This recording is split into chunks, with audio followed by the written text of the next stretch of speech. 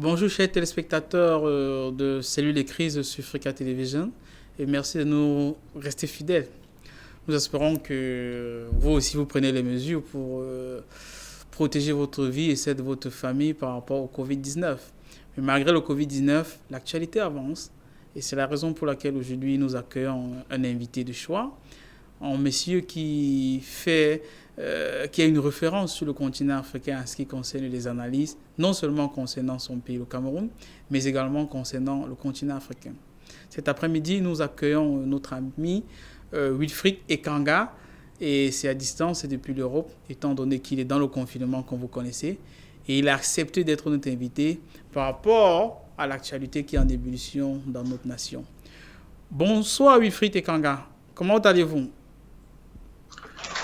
Bon après-midi, cher Alvarez. Bon après-midi à tous ceux qui regardent Frika TV. Bon après-midi à tous les Camerounais d'ici ou d'ailleurs. Je me porte très bien en cette période trouble où il vaut mieux rester chez soi qu'à l'extérieur. Et j'espère que c'est le cas pour vous aussi au Cameroun. Je souhaite en tout cas le moins de dégâts possible au cours de cette crise à nos compatriotes et une possible sortie de crise le plus vite qu'on puisse imaginer. Pour nous au Cameroun, tout va pour le mieux. On essaie de faire avec ce qu'on peut, avec les moyens de bord. Wilfried, nous allons directement mettre le pied dans la fourmilière. Très régulièrement, les gens vous voient sur les plateaux de télévision. Les gens vous écoutent dans les médias. Mais ils se posent la question de savoir qui est Wilfried Ekanga. Je me permets de vous reposer cette question. Wilfried, qui est Wilfried Ekanga? Alors, je vais répondre à cette question de manière très politicienne, parce que les Camerounais ont l'habitude des histoires. Ils aiment que des histoires leur soient racontées. Ils n'aiment pas plutôt qu'on leur fasse l'histoire. Mais on va répondre de manière politicienne à ça en disant je suis le fou du village qui raconte tout ce qu'il a vu. C'est comme ça que je me désigne souvent. Ça veut dire que comme tout être humain, j'ai des principes. Je peux dire que je hais l'injustice et quand on hait quelque chose, on fait tout pour le dénoncer, on fait tout pour en parler afin qu'il y ait un rééquilibre. Le fou, c'est un peu comme ça. C'est quelqu'un qui, lorsque les responsables du village retournent à la maison le soir, il leur raconte tout ce qui s'est passé pendant la journée. Donc je suis un peu comme ça. Je suis un jeune Camerounais né au Cameroun, qui a grandi au Cameroun, évidemment, c'est-à-dire je suis baigné dedans. Je ne suis pas un afro-descendant ou un Africain qui serait d'une certaine façon venu en terre européenne très jeune. Non, j'ai passé les 20 premières années de ma vie au Cameroun et c'est pour des raisons académiques que j'ai gagné le continent européen. Tout à l'heure, la présentation qui a été faite de moi était très élogieuse. Un analyste de référence sur le continent africain. Je me sens très flatté, même si je ne me présenterai jamais avec un tel extrême positif. Je ne me considère ni comme un expert, ni comme un diplômé de quoi que ce soit. Je suis plutôt justement celui-là qui a essayé d'apporter, qui essaye en tout cas, d'apporter ce qu'il sait, ce n'est pas beaucoup, mais d'apporter ce qu'il sait à l'amélioration des conditions du cadre dans lequel nous les Africains sommes, le cas échéant le Cameroun. Et il s'agit justement d'apporter ces contributions-là, que ça plaise ou non. C'est pour ça que, c'est ce qui, à mes yeux, a le qualificatif d'intellectuel. Donc je pourrais sans problème accepter qu'on me désigne parfois comme un intellectuel, parce que l'intellectuel pour moi c'est celui qui voit les problèmes de sa société et qui essaye d'y apporter des réponses et qui ne regarde pas si les réponses se plaisent ou non, qui se dit l'enjeu le plus grand, l'enjeu suprême, c'est qu'à la fin on ait des résultats qui voilà, satisfassent le maximum de gens, qui font du bien au maximum de gens. Donc c'est un peu ce que je suis. Accessoirement donc, depuis le continent européen, je suis devenu commentateur de la politique, ce qu'on appelle donc analyste politique, parce que ces sujets m'intéressent, c'est mon domaine de prédilection, c'est mon domaine académique. Les relations entre l'Afrique et l'Europe, les relations entre voilà, les pays émergents, c'est-à-dire les Indes, enfin l'Inde, le Brésil, la Chine, les BRICS comme on les appelle, et notre continent. Il s'avère qu'au fur et à mesure des observations, on finit par constater en tant qu'Africains que quand bien même l'oppression occidentale prendrait fin, quand bien même nos bourreaux nous lâcheraient, on aurait encore du mal à décoller parce que les dirigeants africains qui trônent à nos têtes ne sont pas vraiment le reflet de l'idéal de développement Justement, économique. Wilfried, quand vous parlez même des dirigeants africains, ça nous amène à la politique. Et sur le continent africain, il y a de cela de nombreuses années encore, hein, on estimait que la politique n'est pas pour la jeunesse, ou alors du moins n'est pas pour les jeunes. Et c'est à peine quelques années qu'on voit des jeunes de plus en plus s'intéresser à la politique dans beaucoup de pays africains, notamment le Cameroun. Ça m'amène à vous poser la question de savoir, Wilfried Kekanga, qu'est-ce qui vous amène à la politique?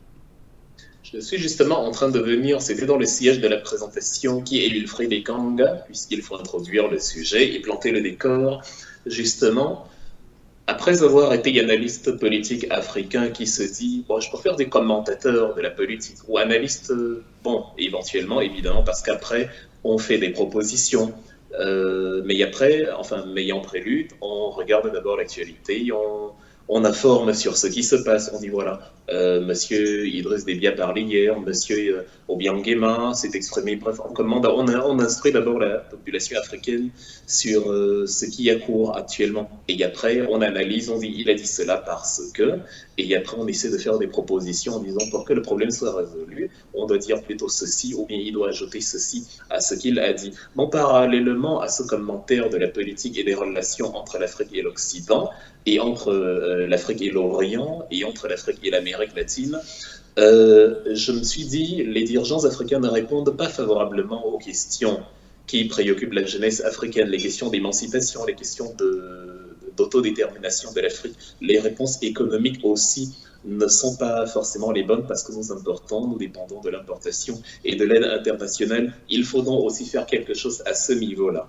Et comme je suis camerounais, il s'avère qu'en 2018, le Cameroun s'est retrouvé à la 7e année du dernier mandat de Paul Biya et l'occasion était donc donnée d'essayer, voilà, je ne peux pas être président de la République, même si je le voulais.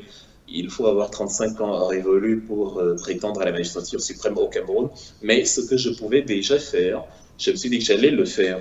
J'ai scruté les différents candidats, j'ai scruté les programmes, j'ai un peu fait des examens personnels de crédibilité et de confiance et voilà, mon choix s'est emporté sur l'un d'eux. J'ai saisi l'occasion, puisque rien ne m'empêchait de le faire, d'aller justement au Cameroun apporter aussi ma touche à cela, c'est-à-dire vulgariser le fameux programme qui pour moi était parlant, parce qu'il ne s'agit même pas de la personne. Quand le programme est solide, et qu'on voit qu'avec l'implémentation de ce programme, on peut conduire le Cameroun bel et bien à la prospérité. Justement, voilà, on y va, malgré les avertissements, malgré les alertes, malgré les intimidations même, ou malgré les promesses bizarres, on s'est dit, je vais y aller, je vais devenir un acteur politique réel, je vais passer du commentaire, je vais passer de l'analyse et je vais devenir justement quelqu'un d'actif. Parce que même si tout le monde se mettait d'accord qu'il faut sortir du franc CFA, il faut sortir de l'importation, il faut sortir de la dépendance avec les autres, tant que ceux qui ont le pouvoir politique de faire que nous sortions de là ne le font pas, on aura des difficultés parce que c'est eux qui ont justement la prérogative régalienne de matérialiser ce qu'ils ont promis. Donc je suis devenu analyste, enfin je suis devenu actif, je ne sais pas, on ne peut pas dire activiste politique, c'est autre chose, militant politique pour de vrai, d'une formation, en me disant, si le président sortant cède la place à celui qui a ce programme-ci que je protège, ou que je défends, ça permettra que l'Afrique prospère que nous voulons voir soit véritablement une réalité. Et sur le deuxième volet de la question, justement, la jeunesse n'était en effet pas intéressée à ces choses, mais la valeur ajoutée d'aller sur le terrain était justement que les jeunes faisant près de 70% de notre population, l'âge moyen ne dépasse pas les 23 ans, justement, ça permettait à ce que cette jeunesse, cette énorme masse humaine comprenne que l'impossible peut être réalité aussi. Le slogan « On va te tuer », le slogan « La politique aux politiciens » était la devise jusqu'à présent. Or, pour moi, les gens qui ont écrit l'histoire de Lumumba à Sankara, en passant par Sékou Touré, Sylvanus Olympio et consorts, ce sont des gens qui ont eu la particularité de ne pas faire comme tout le monde. Ils sont arrivés dans un univers avec des sentiers battus et ils ont dit on va sortir des sentiers battus. Les Martin Luther King, les Rosa Parks, en fait partout dans le monde, c'est le point commun comme tous ces acteurs-là. C'est-à-dire ils ont brisé les conventions. Alors pour moi, c'était plutôt intéressant de se dire, si la jeunesse a l'habitude de fuir la politique, de ne pas s'impliquer, d'avoir peur de s'exprimer, alors que la jeunesse fait la majeure partie de la population, et donc elle a le devoir de militer pour ses intérêts, et que justement, ce n'est pas le troisième âge gouvernemental que nous avons au Cameroun qui va à la place de cette masse de jeunes faire pour ces jeunes-là ce que les jeunes ce dont les jeunes ont besoin. C'est pas eux qui vont comprendre mieux que ces jeunes ce que ce que la jeunesse réclame. Donc, pouvant m'identifier facilement à cette tranche de la population parce que je suis de la tranche d'âge, j'ai dit ça peut peut-être servir d'exemple, peut-être à travers moi, les jeunes par effet de contagion vont aussi s'impliquer davantage parce qu'ils auront vu quelqu'un, ils auront vu à travers quelqu'un que cela est possible. Le péché que nous commettons dans notre continent, c'est de penser souvent, enfin c'est de souhaiter que les choses changent, mais de ne jamais être prêt à être celui-là qui va changer les choses. C'est-à-dire, on veut toujours que ce soit quelqu'un d'autre. Or, si je dis, le siège derrière moi est pourpre et je veux qu'il soit bleu, si nous sommes 10 dans la pièce et que chacun dit je veux que quelqu'un le peigne en bleu et que chacun attend que ce soit une autre personne qui le fasse, le siège restera pourpre. Il faudra bien à un moment donné que l'un de nous se lève et dise bon, on va se débarrasser du pourpre et y mettre du bleu. C'est la même chose avec l'implication de la jeunesse à la chose politique au Cameroun. Si les jeunes n'ont pas l'habitude et que les jeunes se disent ah, on a besoin d'exemples, on a besoin de modèles, et que chacun attend qu'il y ait un modèle, il n'y aura jamais de modèle, il n'y aura Oui, jamais oui, oui, justement, parlant même de modèle, Wilfried Ekanga, quand vous avez fait votre rentrée en politique, vous avez choisi un parti politique, notamment le Mouvement pour la Renaissance du Cameroun, le MRC. Pourquoi avez-vous choisi le MRC pour votre entrée en politique? parce que la justice, tout simplement. L'un de mes modèles principaux était du RDPCI. Il était d'ailleurs membre suppléant du comité central, Charles Etiba Iyene. C'était un modèle, c'était un jeune homme très entreprenant, un écrivain qui signait en moyenne 1,5 livre par an. J'aimais beaucoup cet engagement, j'aimais beaucoup cette fougue et j'aimais beaucoup cette force de pouvoir dire des choses qui me plaisent pas. Moi, j'aime bien cette qualité, j'aime bien ce qui dérange parce que la vérité sort de ceux qui dérangent. C'est pour ça que je parlais du faux du village. Nous avons, Donc, enfin, on a eu selon vous, comme le ça MNG, parcours. donc selon vous, si je vous écoute bien, le MRC dérangerait, Wilfried? Oui, oui, je suis en train d'y venir. J'aime bien toujours amener, justement, pour établir un cadre et illustrer de meilleure manière pourquoi je fais certaines choses. Et je dis, j'aime ce qui dérange partout dans le monde. Si on vous parle en Europe orientale de Léon Trotsky qui dérangeait, je vais l'utiliser comme modèle. Si on vous parle en France de Michel Onfray qui dérange, je vais l'utiliser comme modèle. Si on parle en Afrique de Julius Malema qui dérange en Afrique du Sud, je vais l'utiliser comme modèle, ou justement de Charles Atiba Iyene qui sortait des conventions RDPcistes habituelles et qui dérangeait même ses propres pairs à l'intérieur de sa formation. Donc ces gens-là, et dans le même sillage, il ne s'agit pas seulement de dire il dérange. Déranger, c'est entre guillemets. Déranger, ça veut dire mettre la vérité au centre de son activité. La vérité est une denrée rare, voire même détestée dans le contexte africain. On dit que dans un pays c'est un proverbe, si on veut, un adage, on peut utiliser ça comme ça, dans un pays de brigands, dans un univers de brigands, les hommes intègres sont en prison. Parce que quand on a établi la fausseté comme règle, quand on a établi le mal-faire comme mode de vie, évidemment, ceux qui essayent de bien faire sont des personnes non grata, des parias, et ils sont mis au banc. Et en général, il y a justement, voilà, enfin, dans tous les pays, quelqu'un comme ça. Mais ces gens-là, ils sont mis au banc. Quand on a l'esprit vif, on le sait, ils sont mis au banc parce qu'ils réclament de la justice. Et la justice signifie mettre à mal les intérêts de ceux qui se sucrent injustement sur le dos d'une population qui n'a pas les moyens de se défendre. Donc, j'ai choisi le MRC parce que le programme était en train d'illustrer exactement cet idéal de justice-là, où il y a non seulement un partage des prérogatives exécutives. On voit par exemple dans le volet politique, on va dire, si on sépare le Conseil supérieur de la magistrature du pouvoir exécutif proprement dit, c'est-à-dire ce n'est pas le président qui va maintenant déterminer qui est le magistrat sur tel ou tel dossier de l'État.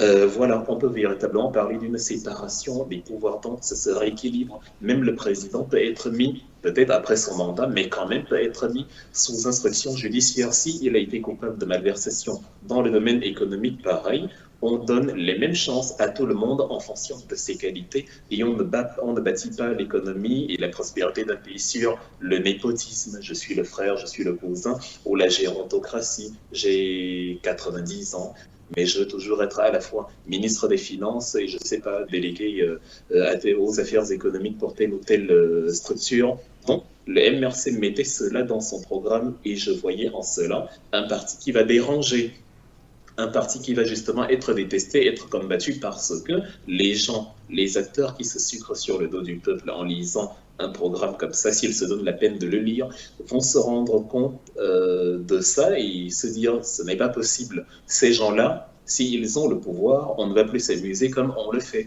Je ne pourrais plus mettre mon cousin, ma femme, ma deuxième femme, ma troisième femme et ma petite amie dans la même structure en sachant qu'ils n'ont pas la compétence. On va plutôt chercher des gens compétents. Et comme je sais qu'il n'y a pas de gens compétents autour de moi et que moi-même, je ne suis pas compétent, je perdrai le poste que j'occupe.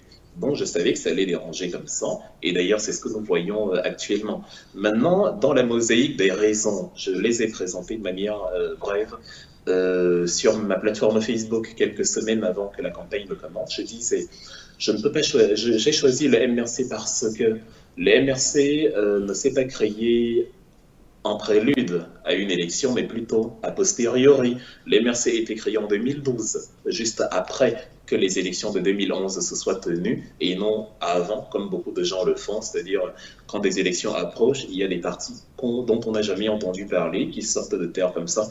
Vous savez qu'au Cameroun, on est le parti des fourmis, c'est-à-dire des partis dont on se dit le fondateur est peut-être le seul membre de ce parti-là.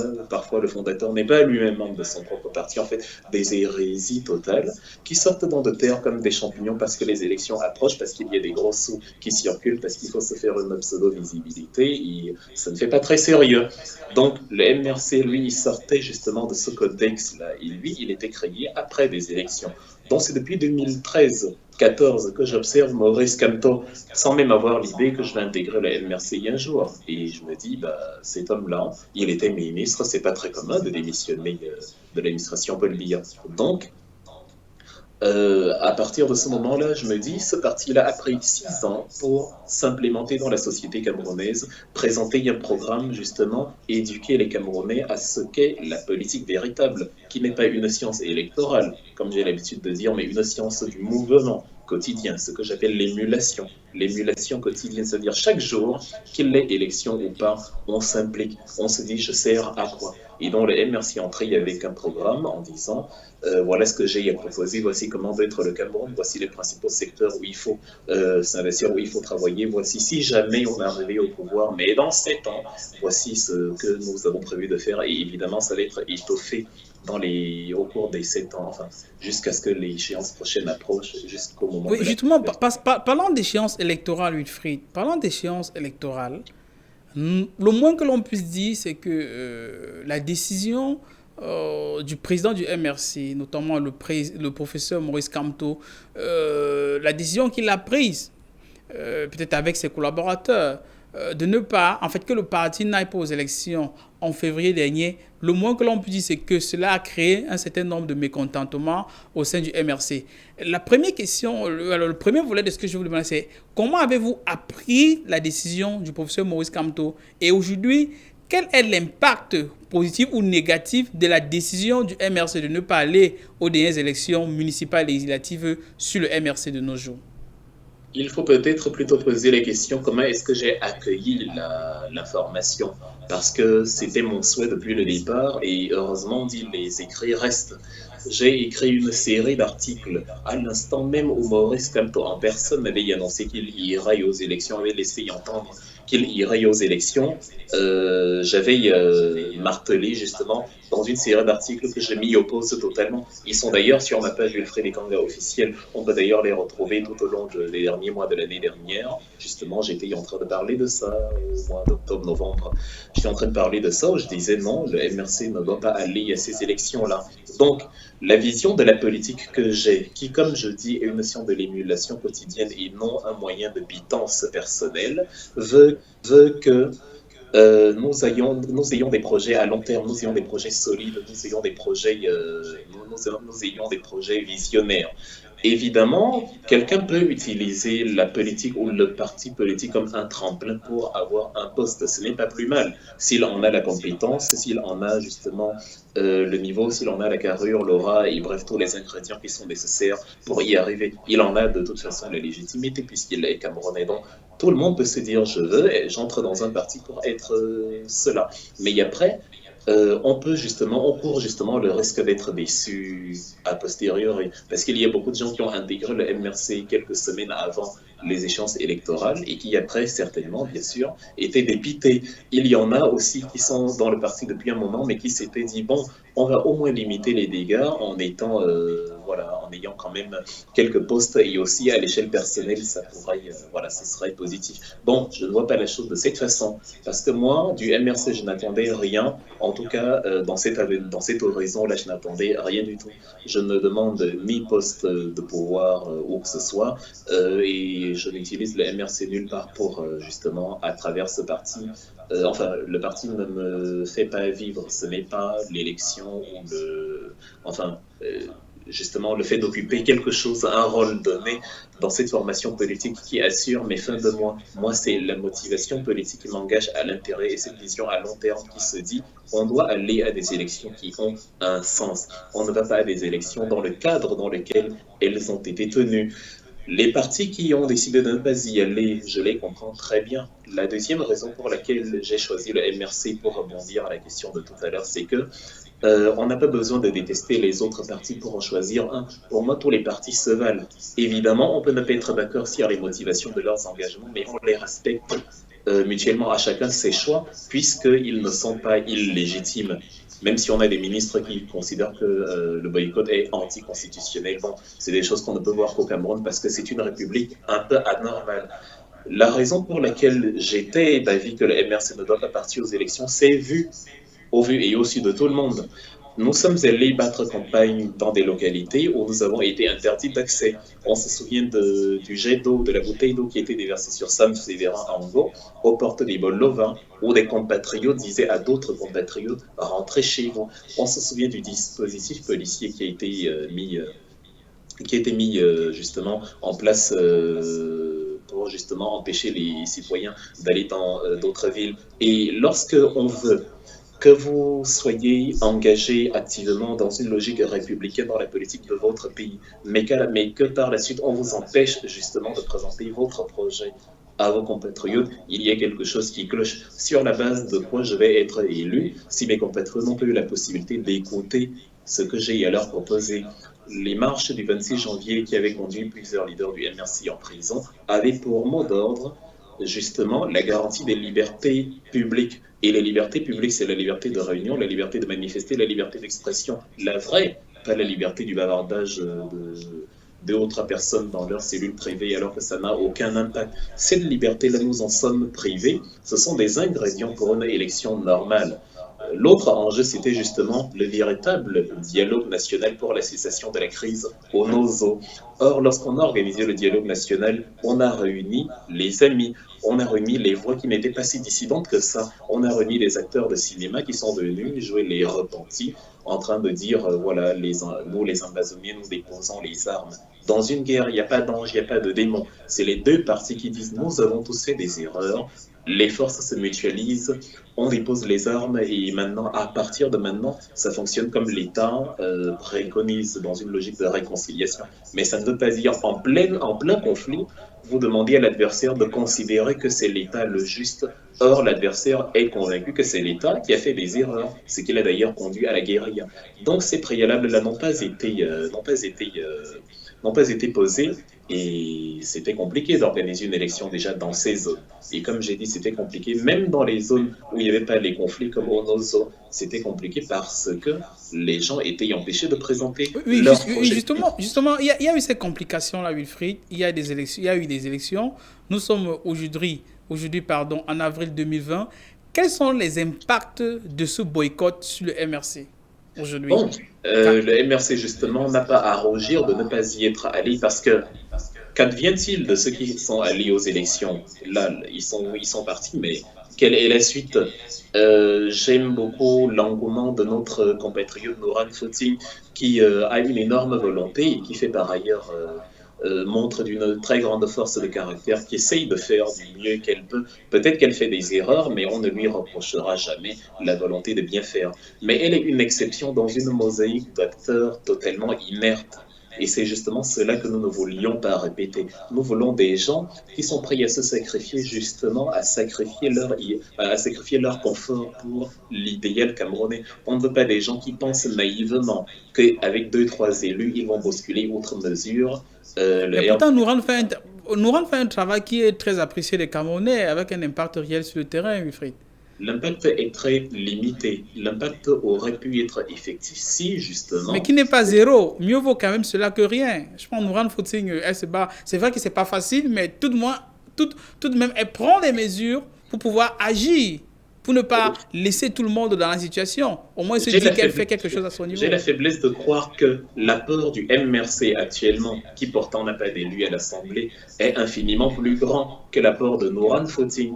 Et là, justement, c'est d'ailleurs logique parce que là, je parle d'un parti et d'une personne. Là, on ne parle pas du parti de Nouran Foti, là, on parle par contre de l'autre côté du MRC. Parce que le MRC est resté un parti, est resté sa mosaïque structurelle, la mosaïque politique, il a toujours été, qui n'est donc pas allé aux élections, mais qui, en bloc, a mené d'autres actions qui montrent que la politique n'est pas qu'une science électorale. Quand je disais ce n'est pas c'est une sorte de l'émulation quotidienne. Si vous voyez, il y a un enfant se faire, ou un mineur, je ne sais pas, être emprisonné par les forces de l'ordre. On n'avait pas besoin d'être à l'Assemblée pour trouver cela injuste, pour organiser une manifestation, pour organiser justement peut-être une structure d'aide à justement cet enfant-là. Si vous êtes dans une structure politique, évidemment, ça facilite, c'est-à-dire vous allez avoir peut-être le pouvoir d'améliorer d'autres choses. Mais là, on parle d'une situation où nous avions besoin d'avoir énormément de sièges à l'Assemblée qui pouvaient faire bloc contre la boulimie RDPciste, la boulimie parlementaire RDPciste. Le problème, c'est que parallèlement aux interdictions de meetings à Ibolova et dans les localités du pays, on a eu des sous-préfets qui refusaient de signer les documents d'attestation. On a eu des Gaëtan Gankan qui, après y avoir pris une balle le 26 janvier à Douala, s'est encore fait tabasser par le sous-préfet de la ville de Kekem, accompagné de son chauffeur, alors qu'il réclamait simplement la signature de ces documents. Donc, quelqu'un ne me fera pas croire qu'on milite pour, on attend d'avoir le poste à l'Assemblée nationale pour montrer aux Camerounais on est justement, on fraternise avec leurs souffrances. Bien au contraire, c'est plutôt à ce moment-là qu'il faut montrer aux Camerounais ma préoccupation principale n'est pas d'être élu. J'ai vu comment, en essayant d'être élu, je me suis fait tabasser. Donc j'ai vu comment les libertés publiques sont bafouées dans le pays. Le combat est donc plus grand.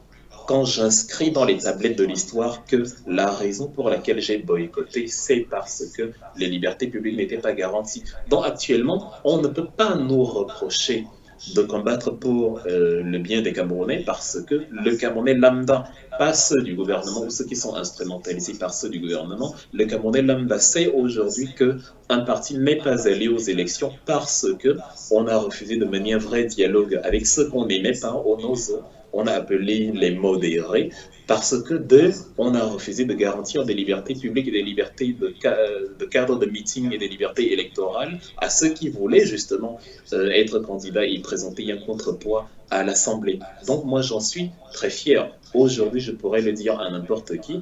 Non, nous ne pouvions pas aller à des élections où on nous empêchait d'aller aux élections. Si on ne signe pas mes fiches, évidemment, je ne peux pas être éligible. Si on m'empêche d'aller faire un meeting et que je suis rapatrié, entre guillemets, d'une ville à l'autre de mon pays, c'est que, évidemment, je ne peux pas présenter de projet dont je ne peux pas battre campagne. C'est impossible de faire la politique quand on est muselé comme ça.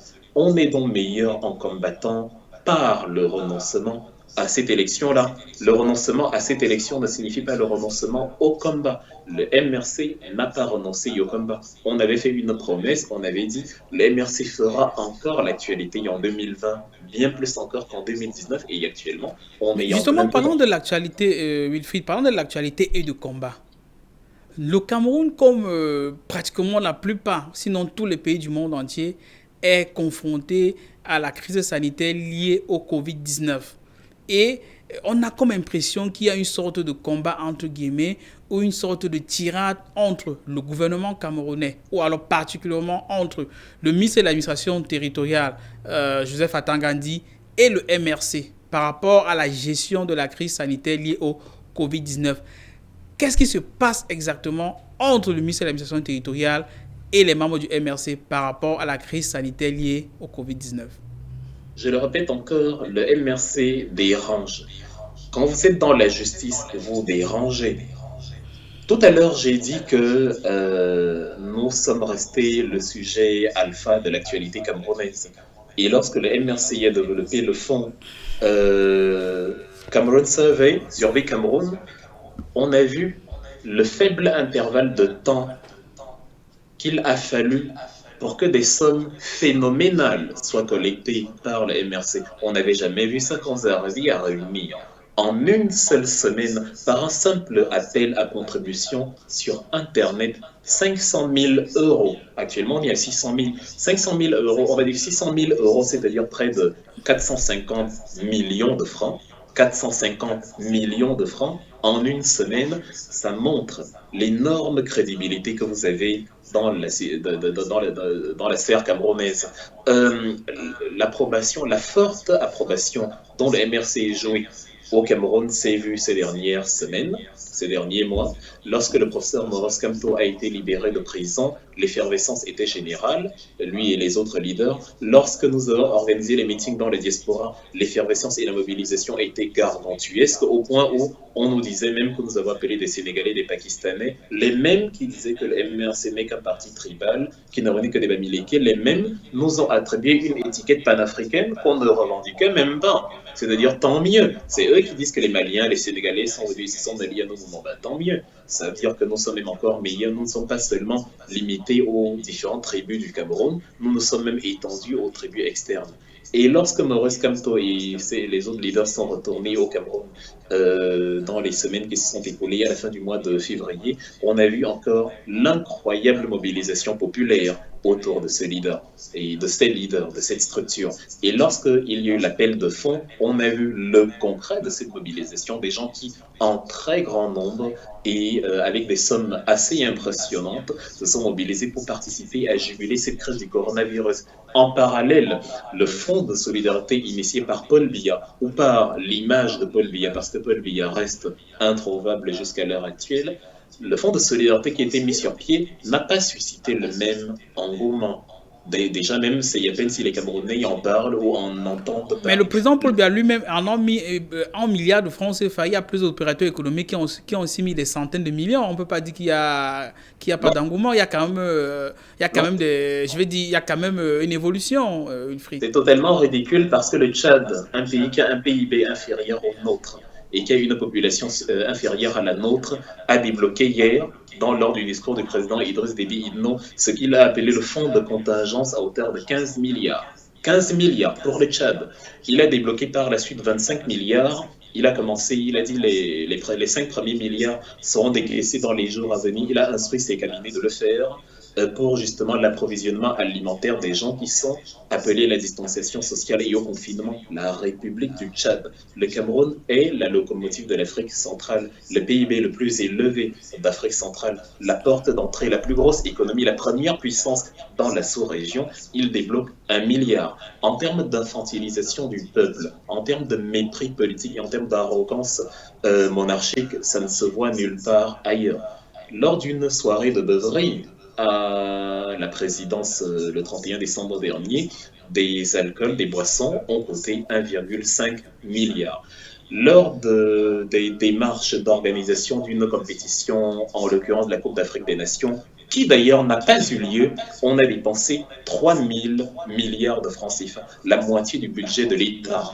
Lorsqu'on se retrouve avec une crise sanitaire sans précédent, qui a déjà tué une trentaine de Camerounais, nous sommes actuellement le 5e pays le plus touché d'Afrique, le 2e en Afrique subsaharienne après l'Afrique du Sud, et on débloque 1 milliard. Quand vous comparez un tel tableau, vous vous dites, dans un pays normal, le Cameroun connaîtrait, on va dire, sa révolution française. Je fais un clin d'œil à la révolution de 1789 où, 4 ans plus tard, en 93, les Français ont décapité leur empereur Louis XVI. Évidemment, c'est une image. On n'en voit pas des gens couper la tête à Paul Biya. Mais c'est pour dire il faut demander des comptes à un État aussi barbare parce que c'est de la méchanceté politique. Vous ne pouvez Oui, pas revenant au fond de la question, qu'est-ce qui se passe entre le gouvernement et le MRC, ou alors entre le MINAT et le MRC par rapport à ces fonds de Survival Cameroun? Oui, en fait, comme j'ai dit, on plante le décor pour mieux y avancer. Justement, les éléments de détournement que je viens de mentionner sont la raison pour laquelle le fonds de solidarité de l'État n'a pas été approvisionné, à part les quelques noms qu'on peut citer, et d'ailleurs, pas, proportionnellement à leur fortune, tellement dérisoire. Le fonds de solidarité de l'État n'a pas non été approvisionné à la même hauteur que le fonds de l'opposition. Et quand vous dérangez les intérêts des puissants, quand vous dérangez parce que vous êtes dans la crédibilité et dans la justice, vous suscitez, un, l'adhésion populaire, c'est-à-dire l'amour du peuple, et deux, l'aversion, c'est-à-dire la haine, aversion, L apostrophe, aversion, de ceux qui dirigent, parce que vous constituez une concurrence réelle à l'État lui-même, ce que l'État camerounais ne supporte pas. Il a l'impression qu'il y a déjà un deuxième État, un État parallèle, mais c'est simplement parce qu'il n'a pas su faire le devoir qui était le sien. La nature ayant horreur du vide, les gens se sont retrouvés mieux protégés sous le parapluie MRC Maurice Kamto que sous le parapluie Paul Biya.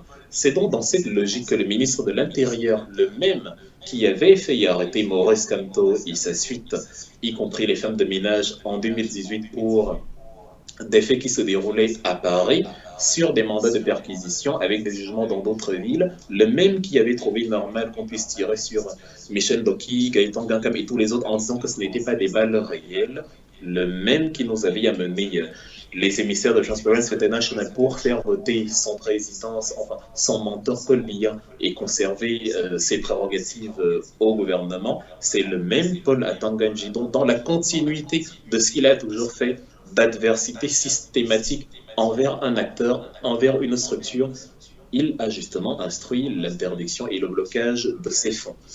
Ça ne repose pas sur une base rationnelle, ça ne repose pas sur une base morale. Le professeur Maurice Kamto a fait comprendre dans son discours que nécessité fait loi. Ça veut dire, si je suis dans le désert, enfin, je ne sais pas si je suis, c'est même un exemple très compliqué, si je suis à la maison avec un bébé qui pleure et dont la mère n'est pas là, j'attends la mère pendant 1, 2, 3 heures, elle n'est pas là. Je dis dans le cas où on est une femme, c'est-à-dire si c'est une femme, évidemment, la mère d'ordinaire, c'est la mère de l'enfant qui doit allaiter ce bébé. Sauf que la mère n'est pas là et l'enfant va mourir de faim. Est-ce que je me plie à l'exigence qui veut que ce soit la mère qui nourrisse l'enfant, ou alors je me dis, l'essentiel c'est que le bébé survive. Donc je vais lui donner mon lait à moi, même si je ne suis pas sa mère. Et voilà, et après, bon, on pourra négocier après, est-ce que c'était juste ou pas, mais au moins l'essentiel est fait, il est vivant. Les Camerounais sont en train de mourir. La dernière fois que Paul Biya a été aperçu, c'était le 10 février lors du discours à la nation.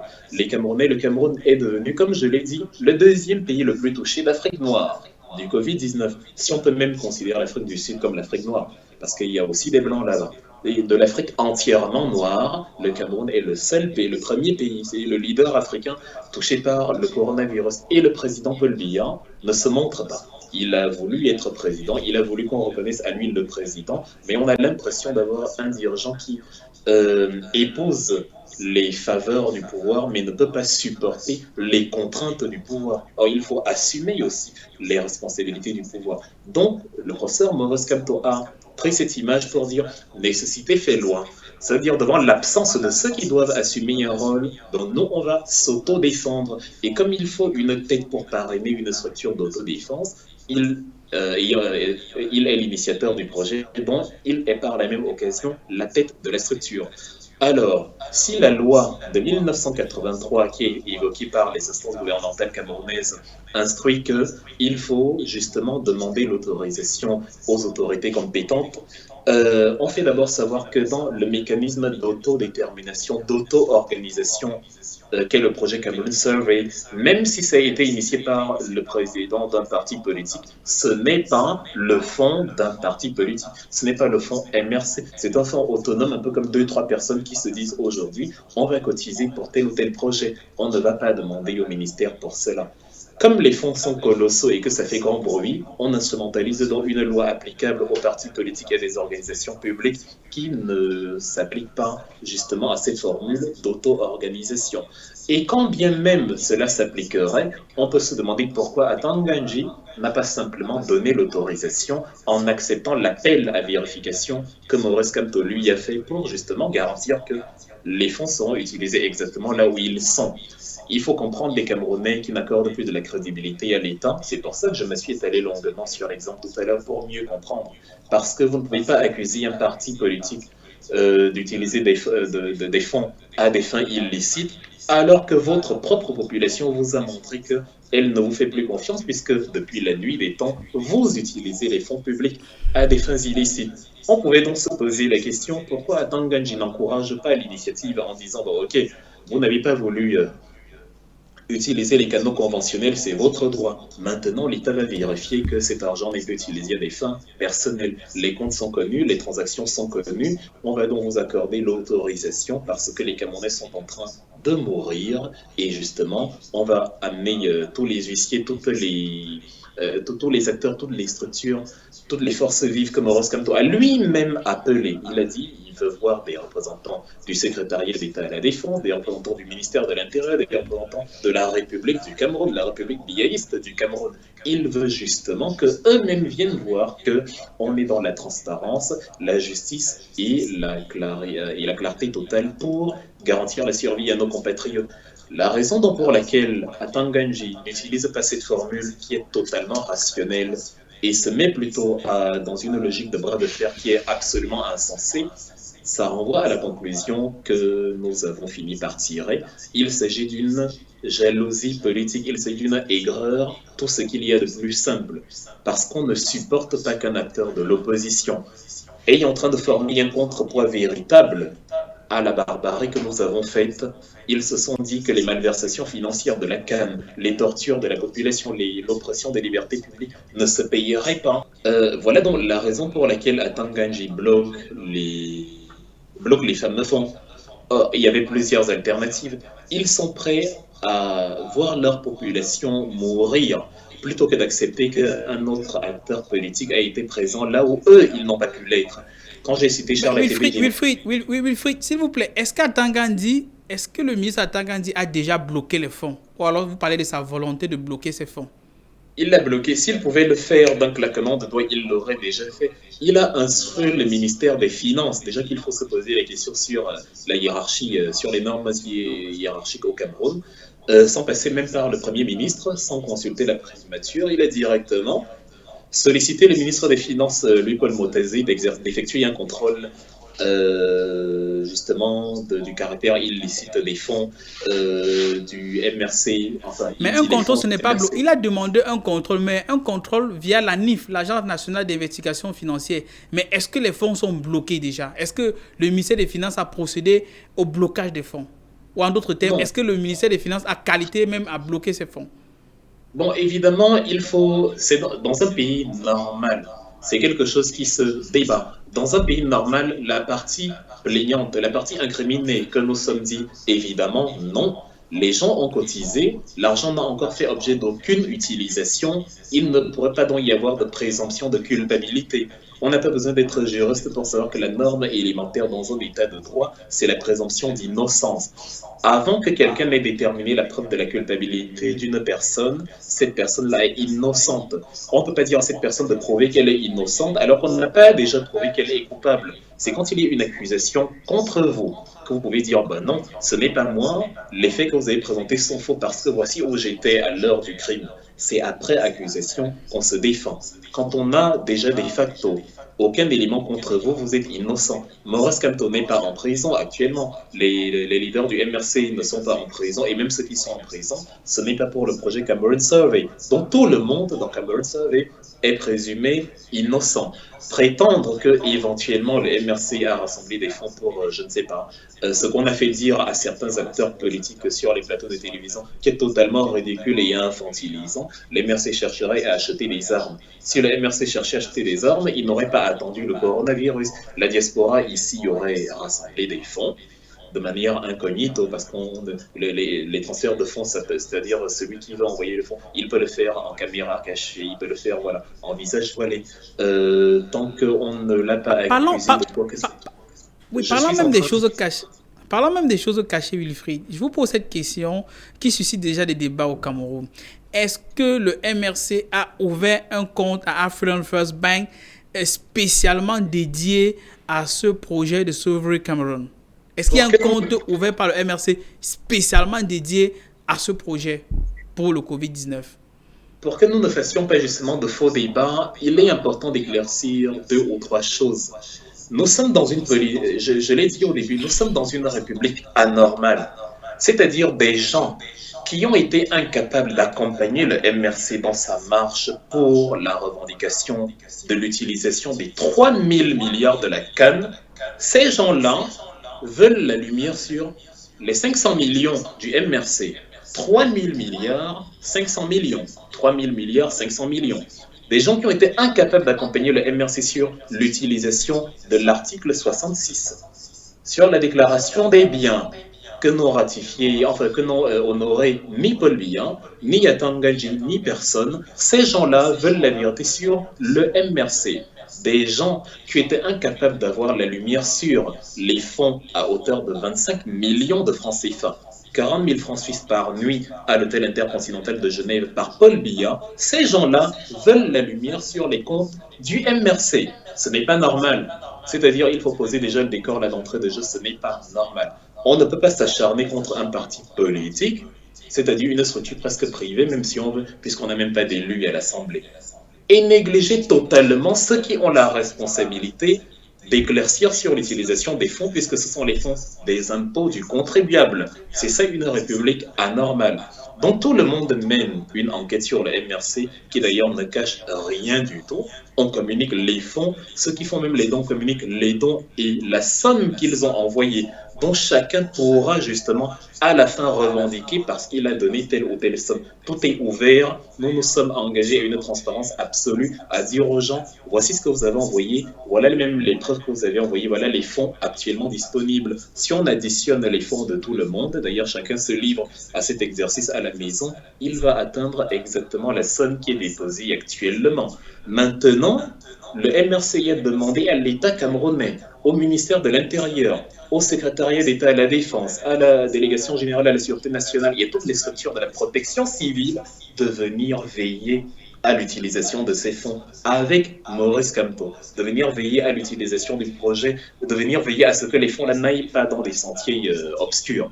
Donc on a mis toutes les structures sur pied, on a dit à tout le monde, venez voir comment on va utiliser, et les gens continuent de nous poser la question, est-ce que vous avez un fonds spécial, est-ce que vous avez un compte spécial dédié, est-ce que c'est bloqué, est-ce que c'est fermé, pendant que ceux-là qui ont l'obligation de rendre des comptes, parce que c'est l'argent du contribuable, ne veulent même pas qu'on marche pour leur demander qu'est-ce que vous avez fait de ces fonds. Ils jettent en prison ceux qui marchent pour cela. Rappelons que Mamadou Mota est actuellement en prison parce qu'il a marché pour les libertés publiques, les projets de la CAN, etc. C'est une république anormal, je le répète. Donc, sur la réponse à la question de départ, j'étais pour Mais revenir s'il y a un compte spécial dédié juste pour cela, ou alors c'est dans un compte du MRC en tant que non, parti non, politique. c'est en fait, c'est-à-dire la somme allouée. Si on devait mettre 500 millions, si les gens ont cotisé en tout 500 millions pile, et qu'on le met dans le compte de Wilfried et Kanga, ce qui compte, c'est-à-dire le plus important, c'est que sur le terrain, 500 millions de francs CFA sortent du compte de Wilfried et Kanga. Même si j'avais déjà des 10 euros dans ce compte-là, quand on a mis les 500 millions, ce qui compte, c'est qu'à la fin, ce qui est sorti de ce fonds et qui a été utilisé, c'est exactement les 500 millions qui ont été cotisés de manière à ce qu'il ne reste que mes 10 euros du départ. C'est ça le plus important. Que ce soit un compte privé spécialement créé pour le MRC, que ce soit dans un compte préexistant, ça n'a absolument pas la moindre signification. Oui, oui, Ce qui oui, compte, justement, Wifi, ça nous pousse à nous poser encore une autre question que beaucoup de nos téléspectateurs aimeraient bien savoir. Est-ce que dans le compte African First Bank, est-ce que le compte là, toutes les collectes effectuées dans le monde entier au niveau de la diaspora sont diligentées ou alors du moins sont convoyées vers ce compte-là ou alors ce compte reçoit uniquement les fonds collectés au niveau du Cameroun?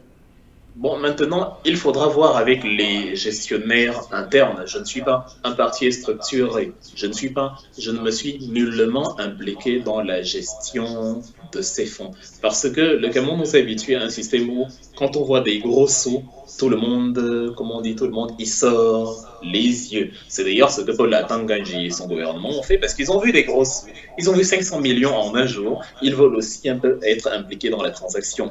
Je fais confiance aux structures du MRC. Je fais confiance à la diligence de Maurice Kamto et à sa transparence. Et je sais que les mécanismes qu'il a mis sur pied pour justement collecter ces fonds sont des mécanismes d'une transparence inouïe. Vu que jusqu'à preuve du contraire, personne ne peut être témoin d'une quelconque malversation à l'heure actuelle de ces fonds. Aucun centime n'a encore été utilisé. Le fonds, avant même de parler de compte pour l'instant, il y a le fonds lui-même Cameroon Survey, c'est-à-dire le montant à l'intérieur, il est déterminé. Alors que ce fonds soit encore actuellement sous une forme électronique sur Internet ou qu'il soit déjà sur le compte d'African First Bank, ce qui compte, c'est que nous savons qu'actuellement, nous avons déjà collecté X milliers de dollars ou d'euros. Et que le moment venu, puisqu'on a visé le million, c'est-à-dire le milliard de francs CFA, parce qu'en euros ou en dollars, ça fait approximativement 1 milliard de francs CFA. Quand nous aurons atteint cette somme, nous dirons, voilà, nous y sommes, nous avons collecté 1 milliard de francs CFA, et maintenant, peu importe que ce soit les comptes de la diaspora ou les comptes des Camerounais du terrain mêlés à ceux de la diaspora, on dit l'argent n'a pas d'odeur. 1 milliard, c'est 1 milliard. Ça doit servir à acheter des masques, acheter des respirateurs, acheter des matériels de soins, acheter des couvertures, des lits, c'est-à-dire à des médicaments, à protéger la population. Les questions, je ne parle pas de vous, mais je veux dire la perversité avec laquelle les Camerounais sont instrumentalisés pour se poser ce type de questions, c'est pour détourner du sujet principal. Parce qu'on ne veut pas que l'histoire retienne qu'une formation de l'opposition a supplanté l'État dans ce que l'État a été incapable de faire. On veut que l'histoire retienne, enfin, on veut créer justement une légende de malversation pour faire passer ceux qui ont eu l'idée d'aider leurs compatriotes, on veut les faire passer pour des malhonnêtes et des criminels. Des gens qui nous ont dit, ne critiquez pas seulement, faites aussi ce que l'État n'a pas pu faire pour vous. Biela d'ailleurs dit il y a un an. C'était une citation du président américain John Fitzgerald Kennedy, le 21 janvier 60, ou le jour de son 61, ou le 20 janvier 61, ou le jour de son investiture, il disait Don't only ask what the state can do for you, but also what you can do for your country or for your state. Et nous sommes en plein dedans, on est en train de faire ce que l'État n'a pas pu faire pour nous. Et là, on voit le même État qui nous dit ça va, arrêtez tout, ne faites pas. parce que l'État voulait que nous versions dans les comptes de l'État et l'État qui n'a fait que détourner tout ce qui a été versé dans ces comptes. La preuve, les stades ne sont pas finis, l'autoroute des Douala n'est pas finalisée, le petit axe sur la pénétrante est de Douala a coûté plus de 40 milliards de francs CFA sur 9 kilomètres, des détournements sur détournements. Le kilomètre coûte 11 millions et demi de dollars, pas de francs CFA, de dollars, de kilomètres de route au Cameroun. Évidemment, on ne pouvait pas verser dans le compte de l'État. Ils auraient dû accepter et simplement donner la signature en disant « Ok, menez le projet, sauvez des vies, c'est nos compatriotes, nous allons simplement surveiller. » Dans le contingent de personnes que ce fonds va permettre de sauver, il y a des familles, des proches de ceux-là même qui sont au gouvernement, dont ils se tirent par jalousie et par aigreur. Ils se tirent à eux-mêmes une balle dans le pied, ils risquent eux-mêmes la vie de leurs proches, de leurs amis, de leurs cousins, de leurs frères, parce qu'ils n'ont pas voulu que ce soit quelqu'un d'autre. J'insiste donc sur le fait que, comme le Cameroun était toujours habitué à entrer dans la diversion quand les problèmes de fond sont là, j'insiste sur le fait que toute l'investigation, mais totalement irrationnelle, qui est faite sur les comptes du MRC, alors que les comptes de l'État sont détournés, mais systématiquement, montre que nous sommes dans une république anormale, parce que c'est-à-dire cette fougue, cet engagement, cette acuité, cette recherche, ces Camerounais-là qu'on envoie à la télévision, qu'on envoie dans la rue, demander ou qu'on utilise pour justement dire « Oui, mais le MRC, il fait quoi de ces fonds ?» Ils devraient orienter leurs questions, leur énergie, leur perspicacité sur les fonds de l'État. Nous les y avons invités et eux, ils nous ont dit pourquoi vous allez marcher. Comment donc peuvent-ils demander des comptes à un parti politique et ne pas demander des comptes à leur État? Les fonds du MRC sont totalement transparents. Les fonds du MRC seront utilisés pour ce à quoi ils sont destinés. Et je peux vous rassurer, je serai le premier adversaire de tout MRCiste qui oserait utiliser ces fonds pour autre chose que ce à quoi ils sont destinés. De la même façon que comme je trouvais que aller aux élections dans un contexte pareil n'était pas une bonne idée, même si beaucoup de gens à l'intérieur du MRC le pensaient, il s'agit de combattre l'injustice. Il s'agit d'œuvrer avec droiture et avec équité pour ce qui est bien. Il ne s'agit pas de faire plaisir aux gens.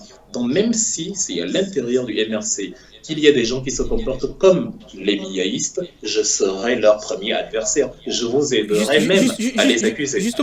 Justement parlant des biaïstes, Wilfried Kanga, le président Maurice Kamto, président du MRC, il y a de cela quelques jours, a fait un discours dans lequel il disait que certains Camerounais, faisant allusion à au moins un membre du gouvernement, auraient déjà traversé la ligne rouge et étaient en train de se diriger, je paraphrase, dans la mauvaise direction si ces Camerounais, ou du moins ces membres du gouvernement, s'opposaient à ce que cet argent soit utilisé par le MRC pour assister les populations camerounaises face à cette crise sanitaire du Covid-19. La question est celle-ci. Que va faire le MRC? Ou que peut faire le MRC? Ou du moins, comment s'organise le MRC pour implémenter les mesures proposées par le professeur Maurice Kamto? En termes simples, d'ici peut-être quelques semaines, l'objectif du MRC de 1 milliard serait peut-être atteint. Comment le MRC va-t-il s'y prendre pour pouvoir réaliser les promesses effectuées aux populations, notamment en matière de masques, en matière de solutions hydroalcooliques, etc., etc., surtout dans le contexte où on a comme impression que le gouvernement s'oppose fermement, ou alors du moins un ministre s'oppose fermement à ce que le MRC puisse implémenter ces mesures avec ces fonds qui sont en train de collecter. Comment le MRC va-t-il se prendre sur le terrain pour venir en aide aux populations? Va-t-il entrer dans un affrontement ouvert avec le gouvernement, ou du moins comment s'organise-t-il pour cela? Je pense que chaque Camerounais trouvera lui-même la réponse à cette question quand il aura perdu un de ses proches. Et il se sera rendu compte que la raison pour laquelle il a perdu un de ses proches, c'est que l'État, celui qui est censé le protéger, a choisi de laisser mourir son proche là, plutôt que de laisser justement ceux qui voulaient sauver ce proche-là, le sauver. Que l'État a laissé quelqu'un mourir parce que l'État n'a pas supporté de voir l'argent versé dans d'autres comptes que dans le sien pour qu'il se sucre. On nous a parlé des masques de Jack Ma. le milliardaire, le fondateur d'Alibaba, le milliardaire chinois, de ces dons. Je ne sais pas s'il y a des Camerounais autour de vous, là-bas, à Douala, qui peuvent raconter comment ils ont reçu les dons de Jack Ma et qui, voilà, les utilisent actuellement. On vous a parlé de 6000 chloroquines qui seraient produits par heure. Il faut déjà noter que le traitement, d'ailleurs expérimental, n'est pas basé sur la chloroquine, mais sur l'hydroxychloroquine, dont un mélange de la chloroquine et de 2 ou 3 autres médicaments. Maintenant, dans le même sillage, ils sont incapables de garantir aux citoyens ce qu'ils doivent leur garantir et laissent d'autres mourir parce qu'ils ne voulaient pas que ce soit l'opposition. Je crois que chaque Camerounais va trouver en lui-même la réponse de comment il va réagir en ayant perdu un proche à cause d'un gouvernement totalement incompétent et irrationnel. Le projet Cameroon Survey n'est pas le projet du MRC. C'est le projet, et c'est d'ailleurs pour ça que Kamto insiste que le débat n'est pas sur les lois que Atanganji a mentionnées. Ce n'est pas sur les lois de 1983, ni sur la loi de 90, ni sur aucune. Le projet est un projet d'auto-organisation, un projet civil d'auto-organisation. C'est pour ça d'ailleurs qu'il implique tout le monde et non seulement les membres du MRC, parce que c'est un projet pour les comptes du MRC. C'est un projet des Camerounais. Ce n'est pas parce que par hasard je suis MRCiste que quand je fais un projet, c'est bien le projet du MRC. C'est faux. Je suis membre de l'organisation Les Enfants de Monique, qui d'ailleurs scolarise et subventionne l'éducation des enfants de feu Monique Omatekel, parce que l'État était aussi absent là-bas. Or, en tant que membre de cette organisation, je ne suis pas membre du MRC, dont les fonds ou tout ce que nous faisons, c'est pas pour le MRC d'ailleurs. À cause de mes activités, je ne suis pas toujours présent avec les autres membres de l'association, parce que le MRC s'en distingue. Donc, c'est une organisation camerounaise.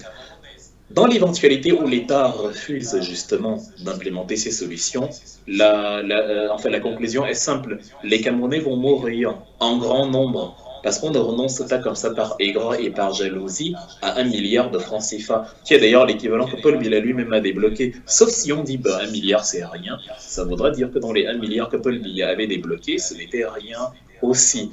Donc les Camerounais vont mourir parce qu'actuellement nous avoisinons les milliers de cas.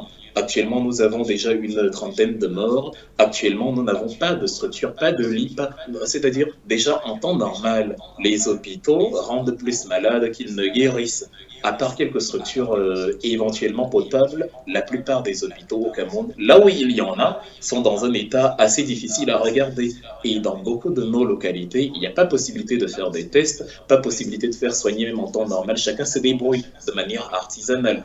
À plus forte raison si un virus comme celui-là, qui a déjà mis à genoux la superpuissance américaine, qui donne du fil à retordre à des pays comme l'Allemagne, la France, l'Italie, l'Espagne, à combien plus forte raison pourrons-nous résister à un virus comme ça quand les fonds devraient être utilisés? Donc ceux qui nous ont dit de ne pas politiser la crise sanitaire sont en train de la politiser en refusant d'accepter que c'est un membre de l'opposition qui a justement fait le plus grand coup sanitaire du Cameroun. Ils ne veulent pas que l'histoire retienne cela. Et en cela, ils politisent, puisque le MRC lui-même dit ce n'est pas le compte du MRC. D'ailleurs, je le matérialise encore ici, je le martèle encore ici. Ce n'est pas le compte du MRC, c'est un compte d'auto-organisation des Camerounais. Même s'il est président du MRC, ça ne fait rien. Il a le droit de créer des choses en tant que quelqu'un d'autre que en tant que président du MRC.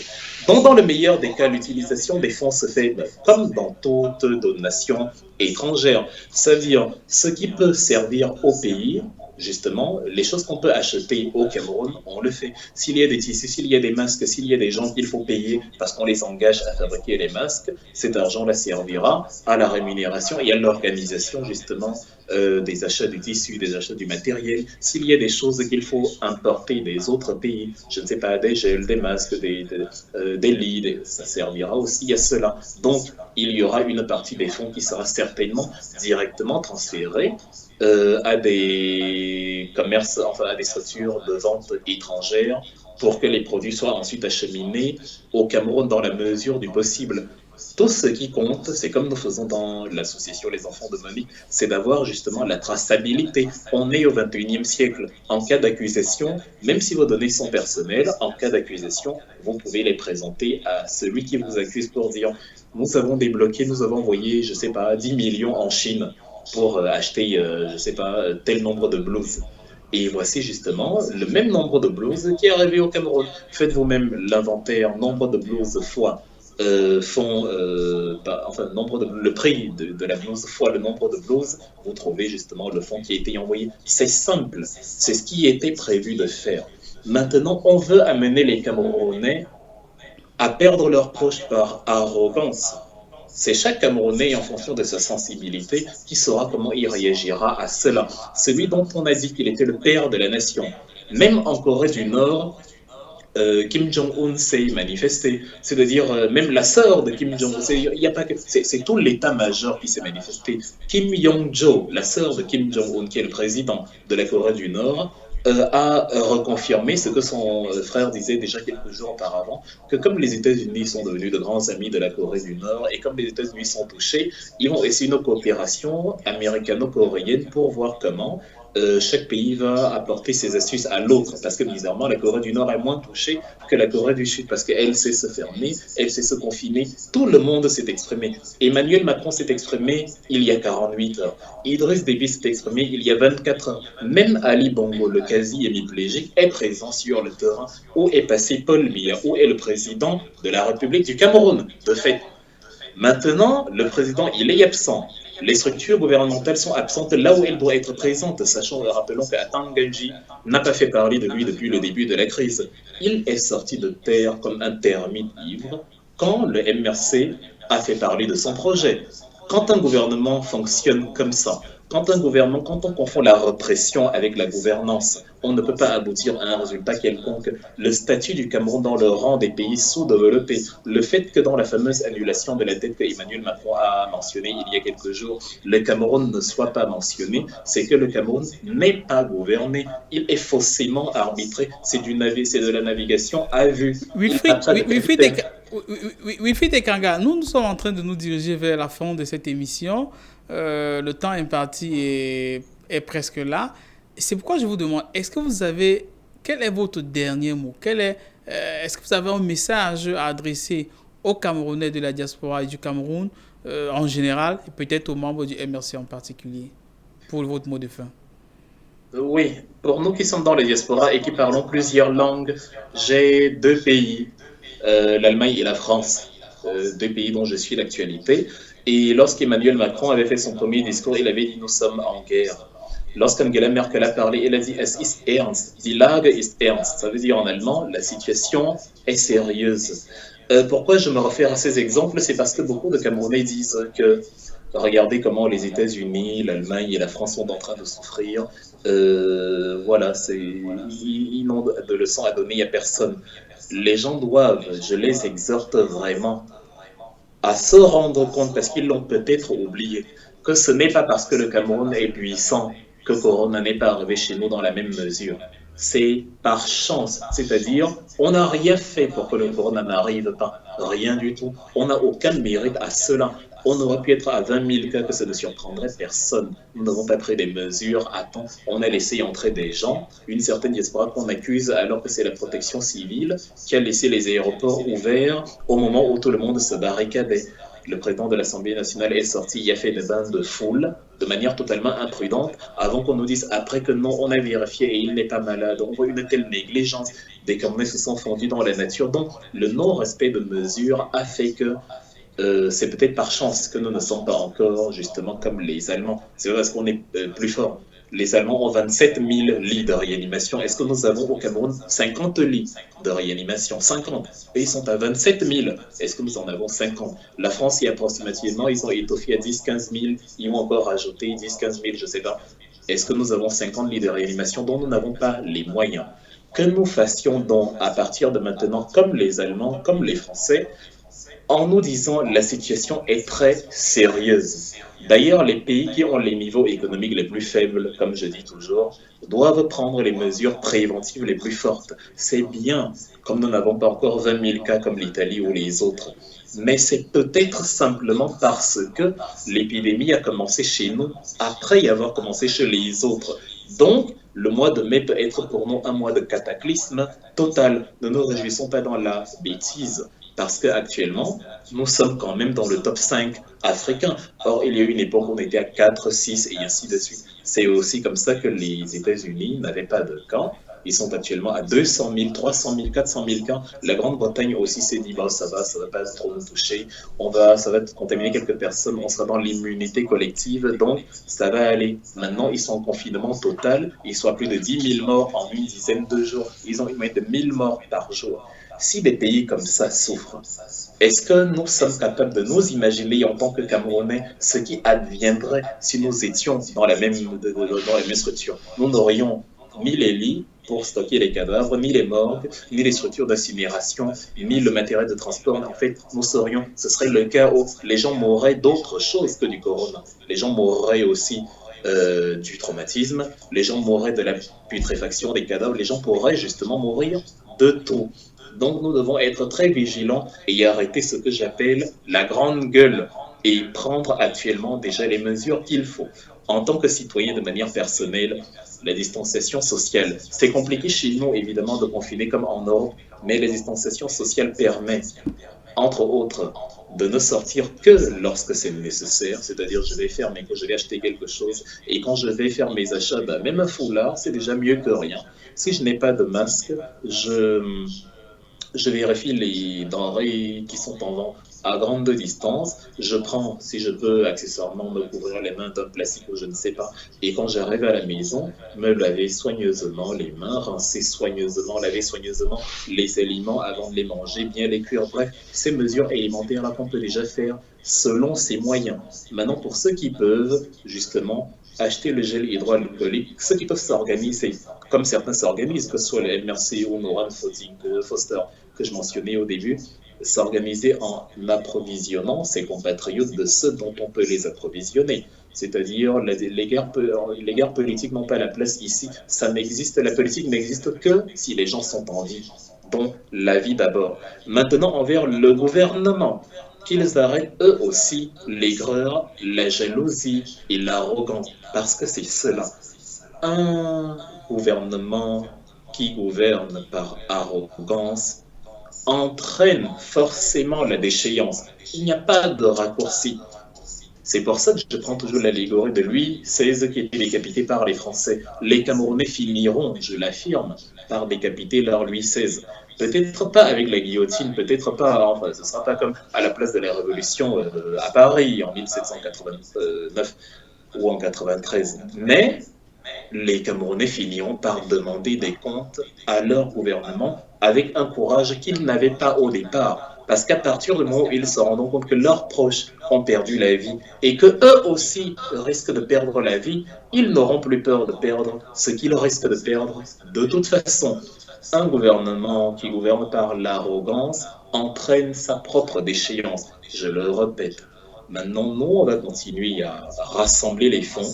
Les Camerounais vont continuer, je les invite encore à abonder, les mots de Paul Biya, davantage au fond Cameroun Survey, à ne pas se laisser intimider par des gens qui vous ont montré qu'ils sont prêts à vous voir mourir pour leur Merci intérêt. beaucoup Wilfried, merci infiniment Wilfried Kaga. Nous avons été extrêmement heureux et honorés que vous ayez accepté notre invitation et merci infiniment d'avoir donné votre point de vue par rapport à cette thématique brûlante qui est liée à l'actualité camerounaise, mais surtout gelée autour de la crise sanitaire liée au Covid-19. Merci de Plaisir était pour moi. Merci. Chers téléspectateurs de Frika Television, merci infiniment d'avoir été connectés à cette émission, celui des crises, et à très vite.